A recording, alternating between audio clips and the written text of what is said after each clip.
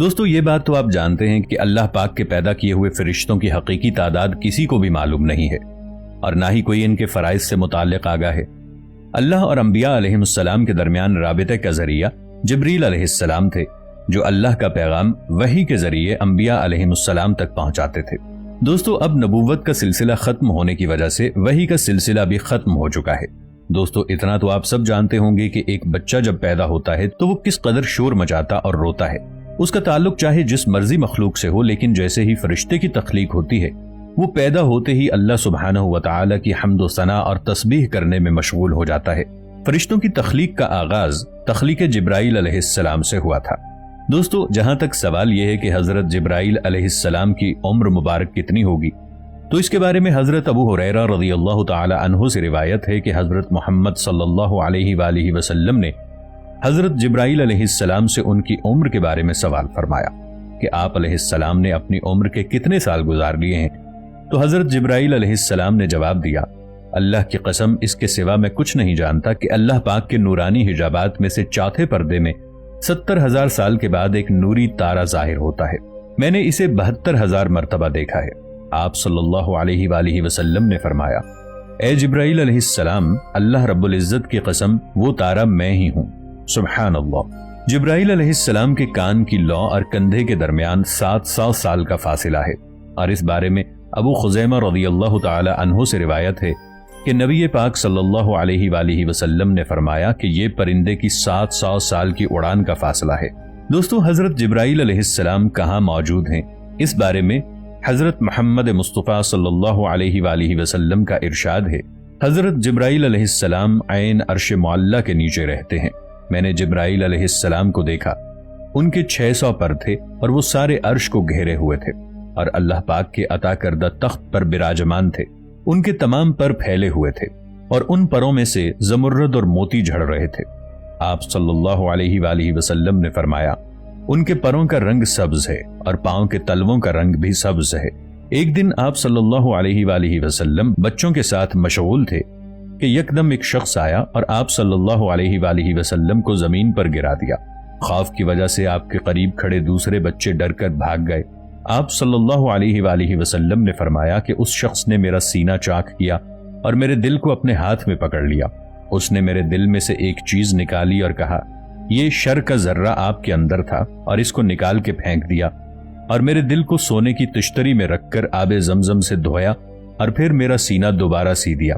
جب دوسرے بچے اپنے والدین کے ساتھ واپس آئے تو میں واپس پہلی حالت میں آ چکا تھا۔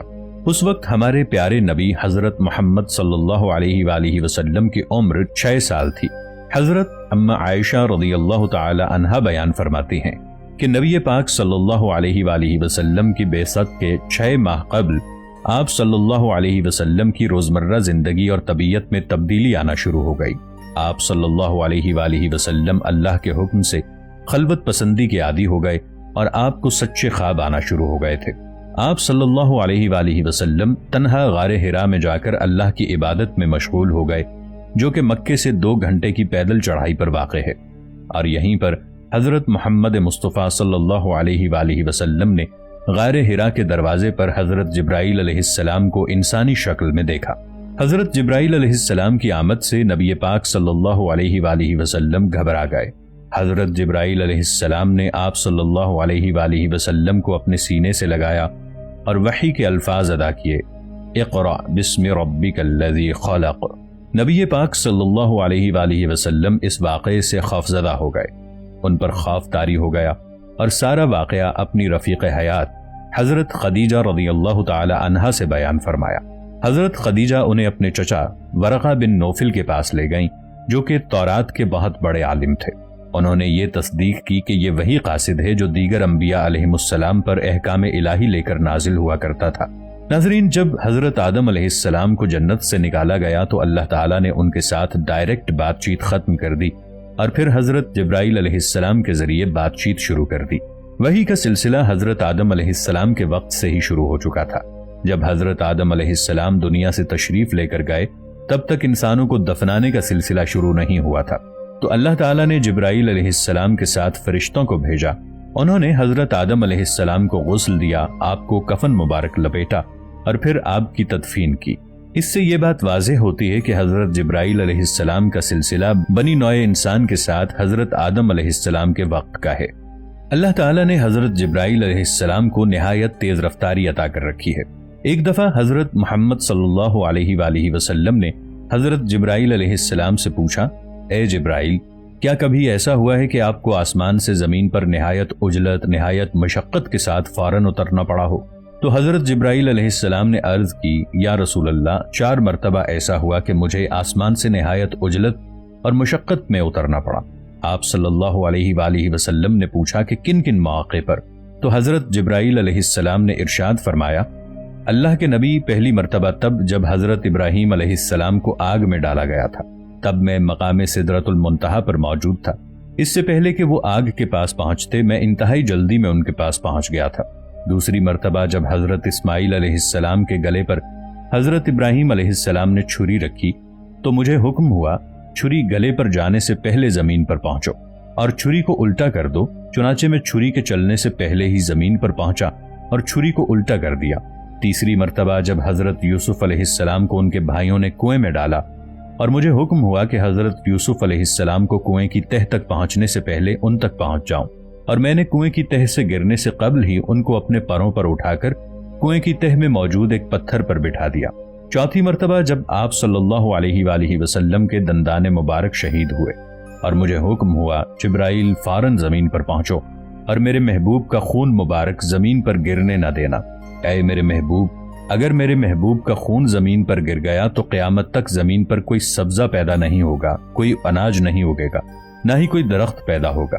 چنانچہ میں بہت تیزی کے ساتھ زمین پر پہنچا اور آپ صلی اللہ علیہ وآلہ وسلم کے خون مبارک کو ہاتھوں میں لے کر ہوا میں اڑا دیا۔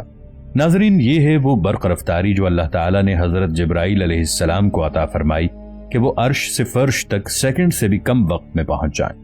ناظرین، صحیح بخاری کی حدیث کے مطابق روایت ہے کہ حضرت محمد صلی اللہ علیہ وآلہ وسلم نے فرمایا، جب بی بی ہاجرہ علیہ السلام صفا اور مروہ کی پتھریلی پہاڑیوں کے درمیان حضرت اسماعیل علیہ السلام کو اٹھا کر دوڑ رہی تھیں، مدد کے لیے ادھر ادھر دیکھ رہی تھیں، مگر وہاں پر موجود کوئی نہ تھا۔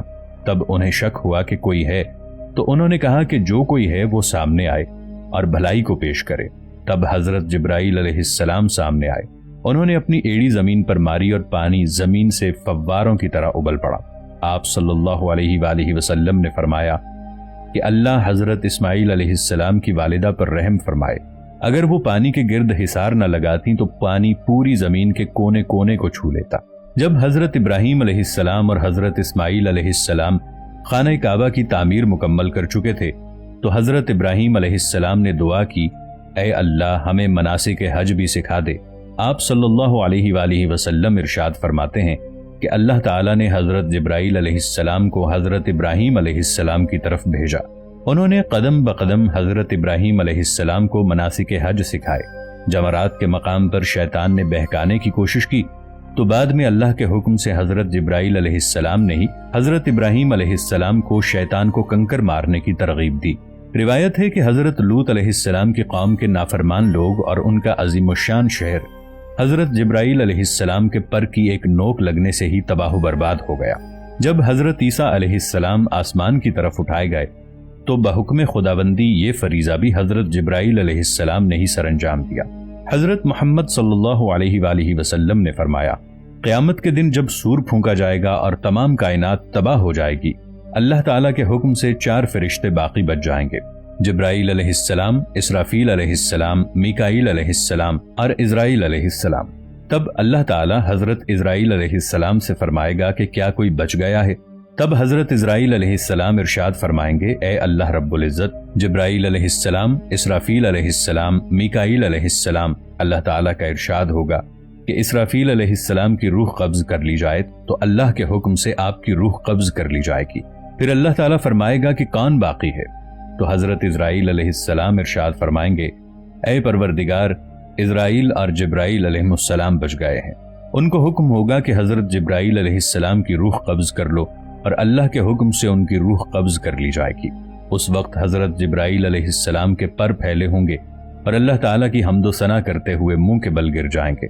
پھر اللہ تعالیٰ ارشاد فرمائے گا کہ کون بچا ہے؟ حضرت اسرائیل علیہ السلام ارشاد فرمائیں گے، اے میرے پروردگار، दोनों जहानों के मालिक, अब इजराइल अलैहिस्सलाम यानी सिर्फ मैं बच गया हूं। अल्लाह पाक का हुक्म होगा और हजरत इजराइल अलैहिस्सलाम को भी मौत आ घेरेगी। तब अल्लाह पाक फरमाएगा कि हर शय को फना होना था सिवाय अल्लाह ताला की जात के। फिर अल्लाह फरमाएगा कि आज किसकी बादशाहत है, तो अल्लाह खुद ही जवाब देगा कि अल्लाह की। नाजरीन, वीडियो अच्छी लगे तो इसे लाइक और शेयर जरूर कीजिएगा, चैनल को सब्सक्राइब भी कर लीजिएगा। मिलेंगे एक नई वीडियो के साथ, तब तक के लिए अल्लाह निगहबान।